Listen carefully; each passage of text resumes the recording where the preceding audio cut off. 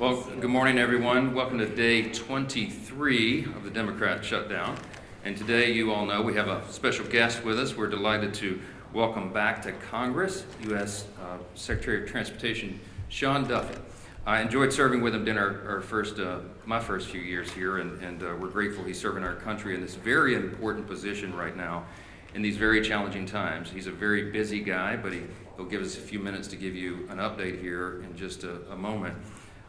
You'll hear directly from him about the very real and consequential ways that Americans are suffering right now because of the shutdown.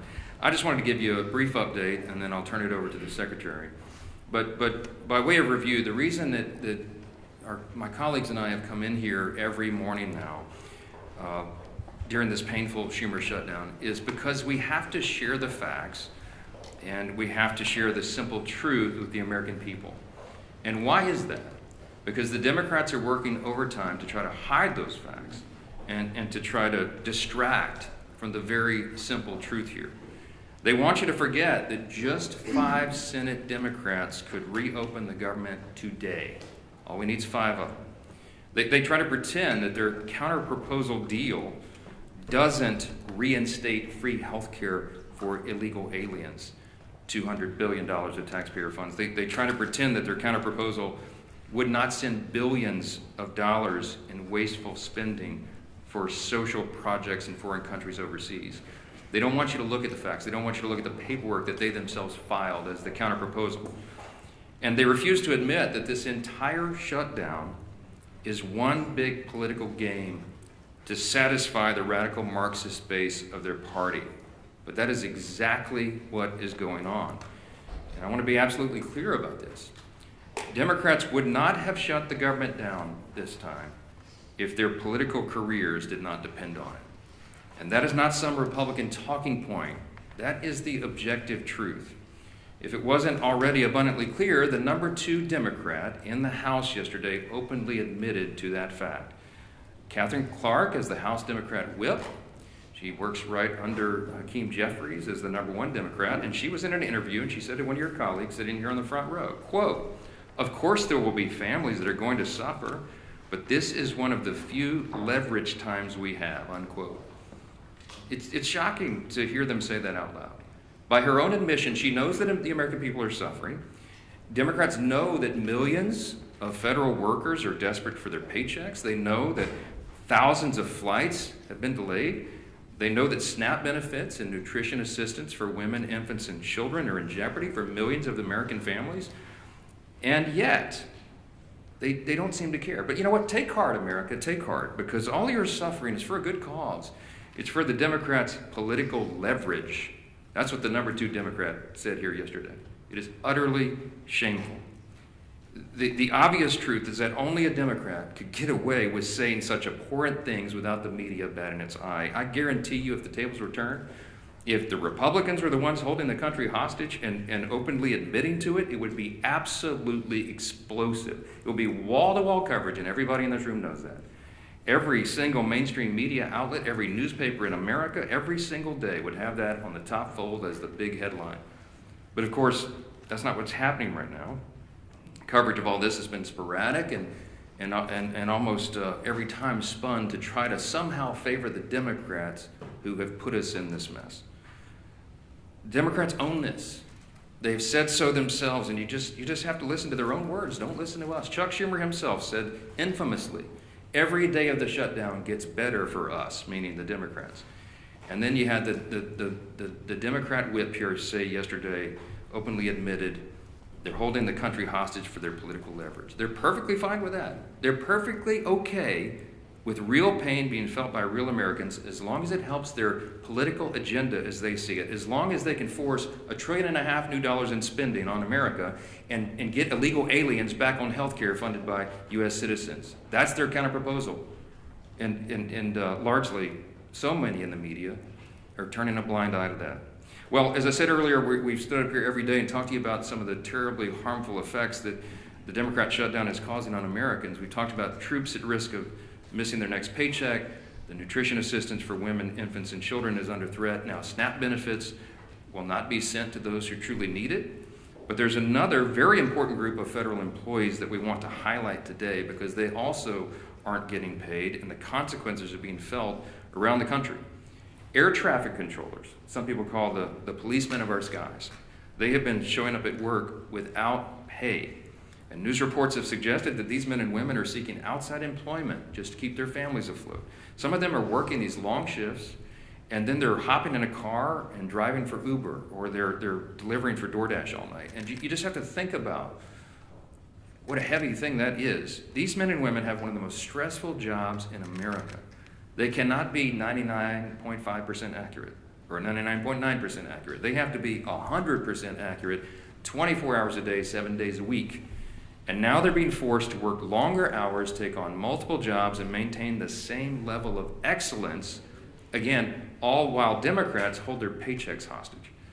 This is what one air traffic controller said in their own words in an article, quote, "The financial anxiety doesn't just hurt morale, it directly affects safety. When someone responsible for thousands of lives a day is worrying about whether they can pay rent or feed their kids, focus suffers. Controllers were already underwater with pay and staffing before the shutdown, and now we're drowning," unquote. As a reminder, and this is pretty ominous, but you remember the article a few days ago where the Democrats were quoted saying they won't reopen the government unless, quote, "planes are falling out of the sky," unquote. We pray to God it doesn't come to that, obviously. But the longer the shutdown goes on, and as fewer air traffic controllers show up to work, the safety of the American people is thrown further into jeopardy. Now, I'm heartened that we have a leader like Secretary Duffy. He has an extraordinary team. We have extraordinary air traffic controllers in this country, and they are maintaining the safety against incredible odds. But right now, there are 13,000 air traffic controllers and more than 50,000 TSA officers who are showing up to work without pay. Our Secretary Duffy's doing a great job to triage this. But he noted that normally just 5% of flight delays are the result of staffing shortages. Right now, that number, at least 2 days ago, was 53%. According to online flight tracking databases, there were 19,000 delayed flights from Saturday to Monday, and an additional 1,600 canceled flights during that same period. That number is only going to increase as the Democrat shutdown continues, especially as air traffic controllers are set to miss another paycheck on October 28. We are rounding into a holiday season, as we all know, and we're in the middle of the height of the football season. This is peak travel time for the U.S. Hundreds of thousands of Americans are going to travel to football games this weekend, for example. And if the current trajectory continues, many Americans could miss watching their favorite teams and reconnecting with friends and family. So football fans, hey, if you're stuck in the airport this weekend while your favorite team is about to kick off, you can blame the Democrats for that, all right? They own this shutdown and they own the consequences too.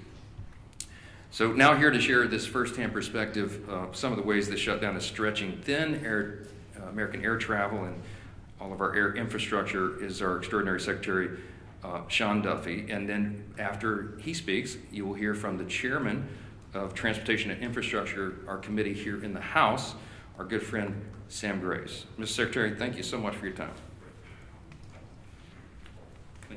Thank you, Mr. Speaker. First off, I want to thank the Republican leadership team and Republicans in the House for your votes to keep the government open, keep the government funded. Usually this is a House problem. It's in the Senate right now. The Senate can't find the votes to keep the government open, and it's Democrat votes. And I thought you made a really good point, Mr. Speaker, that I do think in the Democrat senators' hearts, they want to vote to open the government up. They don't want to hurt the American people. But we've seen they have a radical base, a base that's out of control. And if they vote to open up the government, what's going to happen is they are going to be primaried. They are going to be attacked. Maybe their funding might dry up. And so this shutdown is not about the American people, not about the pain that America experiences because of the shutdown. This is because Democrats are concerned about their own hide, and they've sold the country to the most radical element of their country. And I think that's really shameful. It's too bad. I also want to thank the Congress, led by Sam Graves. Many of you have seen what's happened with our air traffic control system. It's old, it's antiquated, it's safe, but it has to be massively rebuilt. We need a new system, and I want to thank the House for leading that effort. We've asked for $31.5 billion. We got a down payment of $12.5 billion to begin that really important work. Before the shutdown, we have crafted our teams in a way that can keep that work moving forward. It doesn't stop during the shutdown because, again, 6 months from now, you all won't care that Democrats shut the government down. You'll want to know what the results are and the progress of building this new system. So that is still operational. But I do want to talk about air traffic controllers for a moment because I think this is incredibly important. They're angry. I've gone to a number of different towers over the course of the last week to 10 days. They're frustrated. They're frustrated that the Congress is focused, at least in the Senate, on paying for health care benefits for illegals as opposed to paying their paychecks for the great work that they provide to the American people. That makes them angry. You've seen, as the speaker mentioned, across the national airspace, we see there's certain centers or TRACONs or towers where we'll see a lower staffing. When we have lower staffing, what happens is you'll see delays or cancellations. But it's not one tower, it's not one TRACON, it's not one center, it's maybe one center one day, it's a TRACON another day, it's kind of moving throughout the national airspace. But it's causing disruptions. So a week ago, last Tuesday, air traffic controllers got 90% of their pay because that paycheck came from most of it for the work they did in September. So they got most of the money. Next Tuesday is the first paycheck that they will not receive for the work that they did in October. And to the speaker's point, we have air traffic controllers who work more than 5 days a week. They work 6 days a week to make sure they can cover air travel throughout the country. And so if you have a controller that's working 6 days a week, but has to think about how am I going to pay the mortgage, how am I going to make the car payment, how am I going to put food on my kid's table, they have to make choices. And the choices they're making is to take a second job. Well, I don't want my air traffic controllers to take a second job. I want them to do one job. I don't want them delivering for DoorDash. I don't want them driving Uber. I want them coming to their facilities and controlling the airspace. But they're having to make decisions about how they spend their time to make sure they put food on their table, feed their kids, and support their family members. I want to make one other point really clear. Some have asked about safety, or you maybe ask me if I'll let you give me some questions. Safety is paramount for us. And so if we don't have the staffing levels in a tower, TRACON, or center, you will see us delay traffic. You will see us cancel flights. Because I want you to get to where you're going. I want America to get to their destination and get there safely. And it's not moving as many flights as possible. It's moving as many flights as possible safely. That is our mission. That is our number one goal. And if we can't do that, you'll see the flights come down. You will see the delays and you'll see the cancellations. One other problem that I want to address that we're seeing now in the shutdown, you've seen that we don't have enough air traffic controllers. We're 2,000 or 3,000 air traffic controllers short. And so what I've done is I've developed a plan to supercharge air traffic controllers into our system. The president said, bring in the best and the brightest, young men and women to work in this space, which is what we've done. We've shortened the timeline from testing to get into to our facility where we train our air traffic controllers in Oklahoma City. Shorten the timeline. Get the best and the brightest. The highest test scores come in first. And that's what we've done. It's going to be a multi-year process to make up the shortfall that we have in the system. But I'm getting word now from Oklahoma City where I have young air traffic controller students who are now telling me, what the hell am I doing? Why am I going to take this job? They're thinking about leaving the academy, smart young men and women, because they don't want to work for a system that won't pay them, that doesn't guarantee them a paycheck. And their paychecks are at risk. We pay those controllers as they go through the academy. We don't pay them a lot of money either. They rely on that. And when that money doesn't come, it creates not just disruptions for when Democrats in the Senate decide to forego the crazy left and actually fight for America. That's problems that ricochet in the months and the years to come. And I think it's important that we tell that story because if we don't, I think that you can give the Democrats a pass. We have to talk about the real consequences of what this shutdown does, talk about who we're fighting for, and why this matters. To, again, open up your government. Open it up. It's easy. And then sit down and negotiate. Have a conversation. But to allow the radical element in the Senate to hold America hostage, I think would be shameful. That's not how we operate. We don't negotiate when that is the structure set by Democrats. So I'm all in favor of making sure this funding comes. Let's open it up. Let's have a great conversation. Let's figure out where we go forward. And I think that would be the most common sense approach. But I'll just tell you this. I want to reiterate, we are all about safety. And we will make sure we work every day on that part of our job. But again, I can't guarantee you that your flight's going to be on time. I can't guarantee you that your flight's not going to be canceled. It's going to depend on our air traffic controllers coming in to work every single day. And again, my message to them is, one, thank you for coming and working. We appreciate that. Come to work, even if you don't get a paycheck. We need you to come to work. But if they do not, we'll know whose fault it is. And I just want to say, as I introduce Sam Graves, Sam has been a champion in the airspace. The industry loves him. No one has done more to drive this reform of how we build a brand new air traffic control system, thinking it through, driving it through the Congress, making the sales pitch than Sam Graves. And I couldn't be more grateful for his friendship and partnership. And so I think Sam is going to go right now. And I appreciate the leadership team here as well. Even guys from Minnesota are okay too. So thank you. Thanks, Mr. Secretary. As chairman of the Transportation Committee, I do want to point out what has already been pointed out, and that is our skies are safe.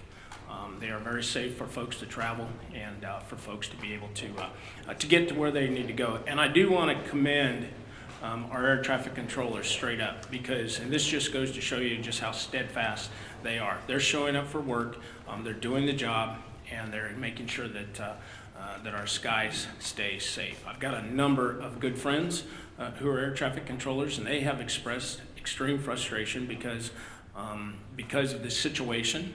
They're worried about getting paid. They're worried about, as was pointed out, meeting that mortgage and being able to make the car payment or whatever the payment is that they have to do, or take care of their family. Something as simple as that. I do want to commend the Secretary and the President for filling all of the open seats at the Academy in Oklahoma City. They hit their quota of 2,000 new air traffic control students that are learning, and I want to commend them on increasing the pay for students going to the Academy. It's needed, and it's also needed to be able to attract the best and the brightest that are out there. As the Speaker pointed out, this is political gamesmanship on Senator Schumer's part, and it's unfortunate that he's weaponizing the air traffic controllers and he's weaponizing families as we go into the holiday season when it comes to those delays that will ultimately probably happen and the cancellations that are probably going to happen. And as the Secretary pointed out, we need to remember who it is that is causing this and why they are causing this. This is political games. All we need to do is pass the clean CR so we can move forward and then talk about these things that need to be talked about. So, thank you. Mr. Leader. Thank you, Sam. I appreciate the job that our chairman of the Transportation Committee is doing. Really appreciate the job that our Secretary of Transportation, Secretary Duffy, has been doing, and especially want to thank those air traffic controllers who are showing up to work. Work that even in normal times is an incredibly stressful job. You know, as you can imagine, at any airport in America, but especially the busy ones, you might have dozens of flights coming in and out every single hour. And their job is to manage those flights so that everybody on those planes lands or takes off safely and gets to their destination safely. That's their job, that's their priority, it's their passion. And yet, when you add to that, again, in normal times, an incredibly stressful job, when you add to that the uncertainty of whether or not they're even going to get paid, well, they still have the obligations of paying their house note, their rent, their car note, putting food on the table. Adding that extra level of stress to an already stressful job is really straining the system.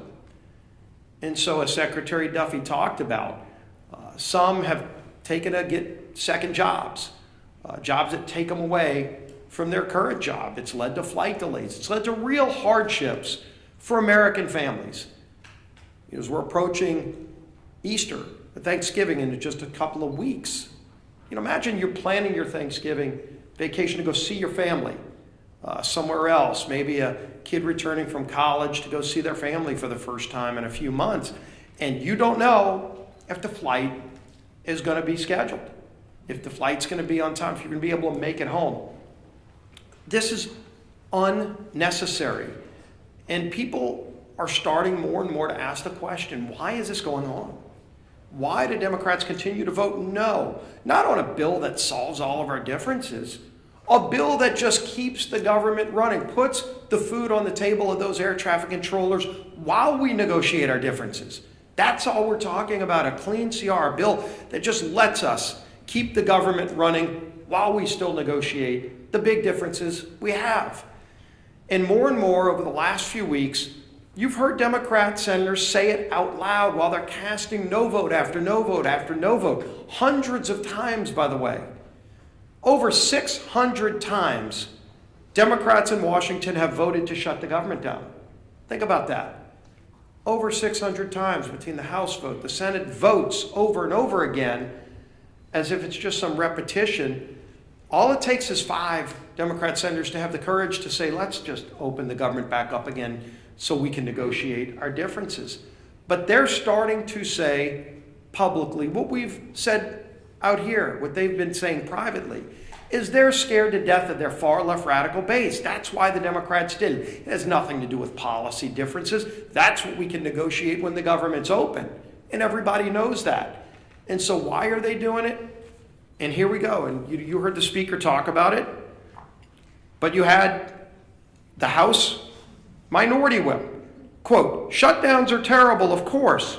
There will be families that are going to suffer, but it is one of the few leverage times we have. Leverage. Yeah, sure, they're okay with people suffering, but boy, does it give them leverage. For what? To appease their radical base, to show their radical base they're fighting Donald Trump. So they've made the calculation it's okay to cause suffering to families. Schumer, of course, quote, every day gets better for us. Who's us? It sure isn't the American people. It sure isn't those air traffic controllers who are working 6 highly stressful days managing safely our air traffic control system while then they leave that job to go drive for Uber or for DoorDash. That's not a better day for them, but boy, Chuck Schumer's happy. Bernie Sanders, quote, you reopen the government and we lose our leverage. That's what this whole shutdown is about. Close quote. That's Bernie. Leverage. You hear it over and over again.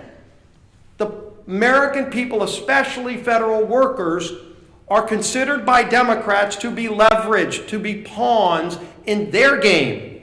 Senator Coons, quote, the point of this shutdown is not just suffering for suffering's sake, but to make a point. What point? A point that you can cause suffering on other people so you can get leverage to go back home to Los Angeles or San Francisco or New York City and show the socialists, look at me, I've made Donald Trump, have to go and move some money around to figure out a way to pay federal employees. I'm creating chaos in Washington. That's what they want to do. That's their leverage, so they can get some pat on the back from socialists and Marxists who want chaos in America. It's disgraceful. And everybody knows it, but they don't care. They don't care because as long as they're appeasing the radical base, that's what their leverage is all about. The American people to Democrats are considered pawns for leverage to go and make the far left radical base look like they're fighting Donald Trump. And I'm going to finish with this. Air traffic controllers, again, as Secretary Duffy, as Chairman Graves have talked about. Right now, 13,000 air traffic controllers are working without pay. 13,000. Some of our air traffic controllers who work 6 days a week, or you've heard it, driving Uber, doing all these other things. Nick Daniels, the president of the Air Traffic Controllers Association, said, quote, "To think that somehow we can live with, you'll get paid eventually, that doesn't pay the controllers. That doesn't pay the mortgage. That doesn't pay gas. That doesn't pay the food bill." That's the burden. That's the burden, those 13,000 air traffic controllers whose job every day is to keep us safe when we fly on airplanes is. And why do they have that extra stress? Why do they have that extra burden? So that Senate Democrats can feel like they've got leverage over who, over what, to what end. This is madness. There is no end for them. They just think this is some kind of game and the American people are pawns in that game. It's got to end. Our whip, Tom Everett.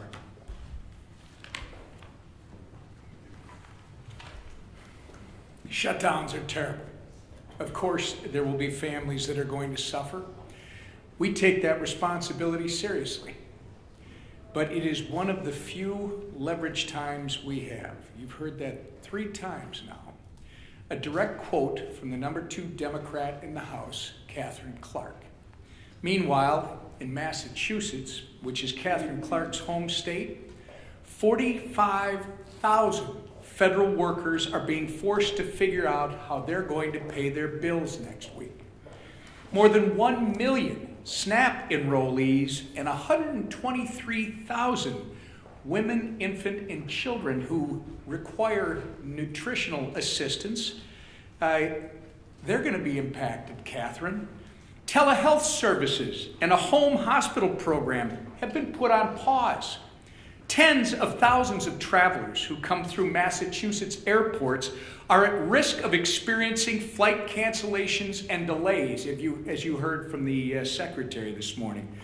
Obviously, we can go on and on about the ways people in Whip Clark's home state and across the country are being forced to suffer because the Democrats refuse to reopen the government.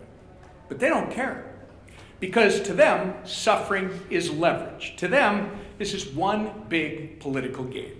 It doesn't matter that millions of Americans are hurting because, as Chuck Schumer says, every day gets better for us.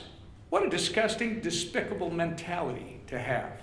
The truth of the matter is, Democrats could end their shutdown madness today if they would simply do their jobs. All they have to do is stop playing politics, pass our clean CR, and reopen the government for the people they were elected to serve. We're going to continue giving them opportunities to do the right and reasonable thing. The question is not whether they are able. The question is whether they are willing. I hope they come to their senses soon, but until then, we're going to hold them to account, and we expect everyone in this room to do the same. Lisa McClain. Thank you, and thank you, Sam, for being here today, and thanks, Secretary Duffy, for being here as well to talk about the reality of the air traffic controllers and the American people. The American people deserve the truth. Republicans are out there serving the American people, while Democrats are using suffering of the American people as leverage. And let me say that again, because I believe it is warranted. Republicans serve, Democrats use. And you don't have to take my word for it. I know you've heard it, but I need to say it again because I was on a news station this morning, and when they played Catherine Clark's comments, the question to me was, why are Republicans so upset about it? Why are Republicans upset about it? Everybody should be upset about it. I mean, this is what she said, the second highest ranking Democrat in Congress. This is what she said yesterday. Congresswoman Clark admitted, and I quote, "Of course there will be families that are going to suffer, but it's one of the few leverage times we have." Let that sink in for one moment. They are admitting, she is admitting, yes, American families are going to suffer, but we got to use you as leverage. Let that sink in. Does that not outrage anybody? I'll tell you who it does outrage: the American families that are actually suffering. So let me share this with you. And what I need you to ask them is, what are they suffering for? So what are the Democrats using the American people's suffering for? What leverage are they using that for? Well, let me tell you. To push their $1.5 trillion in wasteful spending, to fund health care for illegals, the Democrats think it's right for the American people to suffer so that we can deliver Sesame Street to Iraq. Sesame Street in Iraq? Democrats, Catherine, she thinks that's all right to have the American people suffer for that. Someone connect those dots for me. Seriously. I hope to God you are asking her why. Because the questions that I get is, why do you think that's bad? Are you kidding me? We have lost our minds. They've lost their minds. It's disgusting and it's insulting, right? They want to bankroll LGBTQ propaganda in South America on the backs of Americans suffering. Again, let that one sink in. And you know what? That does make me angry. It does make me angry, and it should make all of you angry too. Democrats are squeezing working families just to bankroll their pet projects. Good job of leveraging suffering on the American family. Meanwhile, Republicans are doing what we always do. We're rolling up our sleeves and we're doing the work. Let me give you some examples. Congressman Zach Nunn met with rural health care providers and first responders. Right? Remember, the Democrats are the ones that want to repeal that $50 billion for rural health care. Right? They talk out of both sides of the mouth. So concerned about health care, but let's repeal the $50 billion back. Okay. Congressman Bilirakis met with troops working without pay and veterans struggling to access services. Dozens of Republicans are back home cleaning up parks, volunteering at food banks, and helping struggling families. The contrast couldn't be more clear. Democrats see suffering as leverage. Republicans see it as a call to serve. So here's my message to Democrats.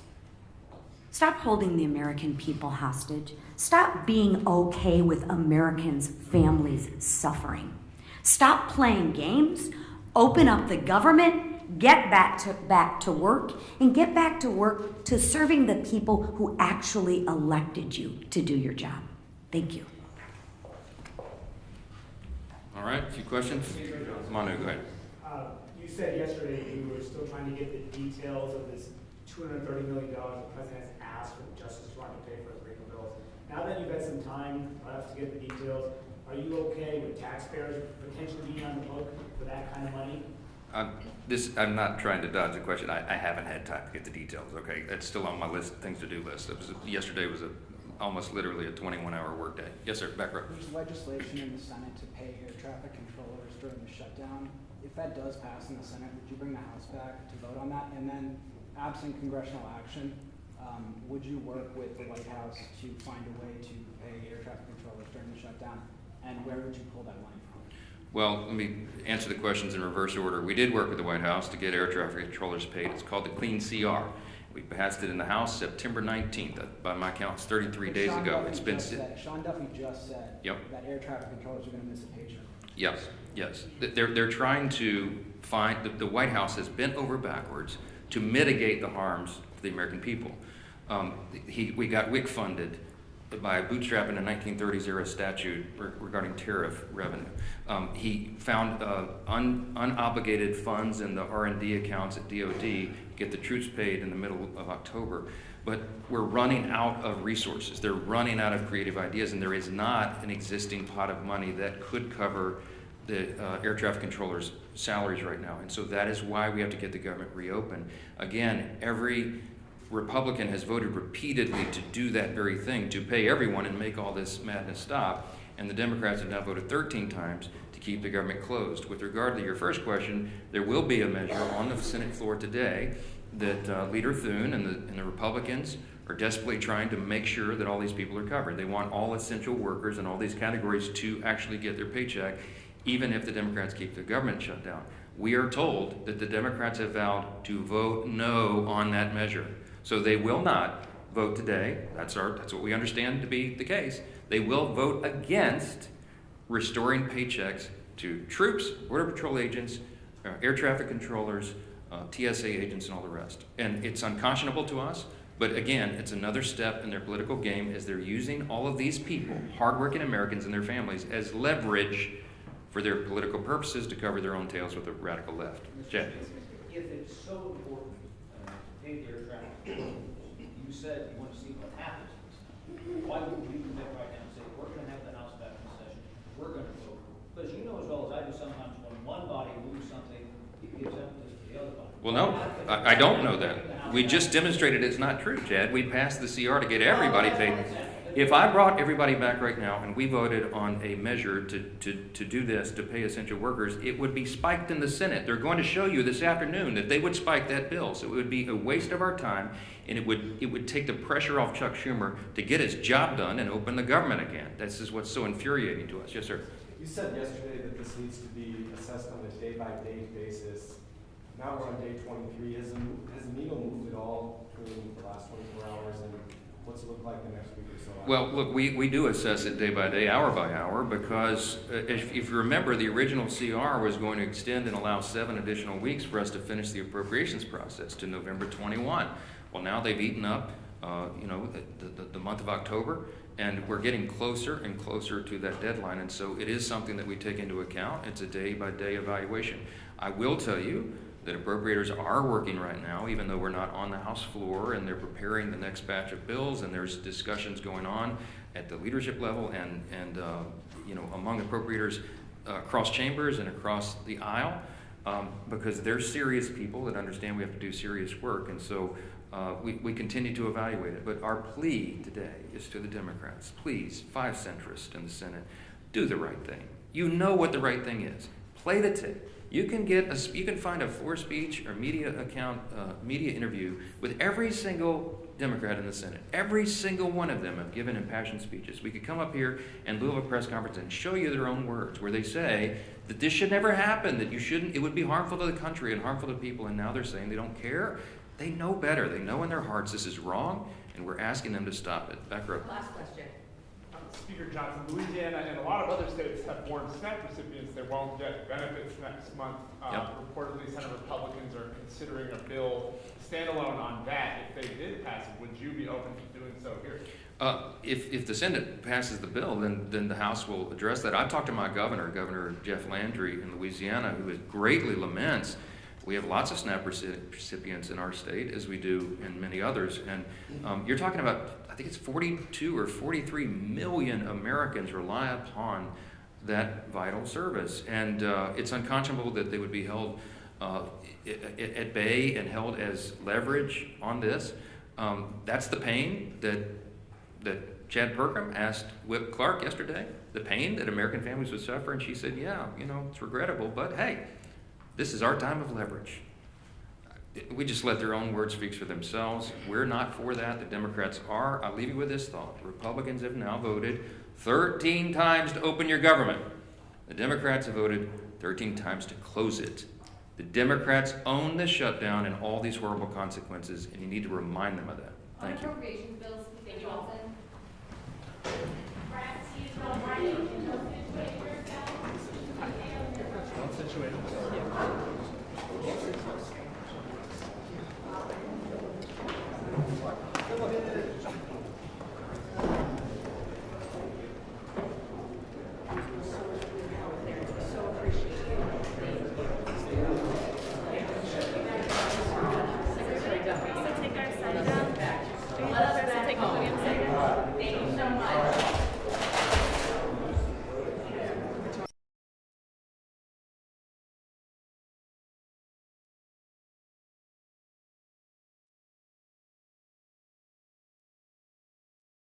Close those gaps before they could widen further. The NYPD is proud to stand with each of you today, as these cases represent the kind of partnership that defines modern law enforcement agencies, sharing intelligence, coordinating resources, and moving as one team. Thank you.